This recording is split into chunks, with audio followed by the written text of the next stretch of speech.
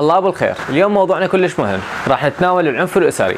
العنف الأسري يجي بسببين. السبب الأول هو ضغوط نفسية بسبب الأمور المعيشية، مشاكل عائلية أو رغبات شخصية كتعاطي المخدرات. لو أعنف زوجتي حتى هي تطلب الطلاق وتتنازع عن المؤخر. لو أعنف الأطفال بحجة مشاكل عائلية. لو أطلع حرقتي بيهم، أدري شنو ذنبهم. أنت تعرف هذا التعنيف راح تخلق صدمة داخل الطفل تمشي إياه طول عمره. وكل هاي الأشياء اللي ذكرتها ما تبرر لك إنه تعتدي على زوجتك أو أطفالك بالقوة، بالعكس هذا تخلف وجهل وقلة وعي وضعف إيمان. أما السبب الثاني فيكون الشخص أساسا مريض نفسيا. لا عاد أكو بشر صاحي يعنف زوجته وأطفاله. للبعض إذا ما تصير رجال وتتحمل مسؤولية لا تورط نفسك وبنت العالم وياك. الكارثة الأكبر إنه هاي الظواهر بمكان ما نحد منها كنا نشوف العكس، انتقلت لبعض النساء اللي المفروض قلبها عاطفي وتتعامل بحنية، بس للأسف صرنا نشوف العكس، نشوف اللي تعنف أطفالها واللي تتفق على زوجها واللي تترك أطفالها لو تشمرهم بالشط. ترى حتى الحيوان ما سواها، والله يستر من الجاي. لازم الدولة والقضاء يتدخل حتى نحد من هاي الظواهر الدخيلة على مجتمعنا، ولازم نعرف شنو المسببات اللي خلتنا نوصل لهاي المرحلة من التخلف، ولازم تصدر إجراءات وقوانين رادعة لأمثال هيك أشخاص وهيك أفعال.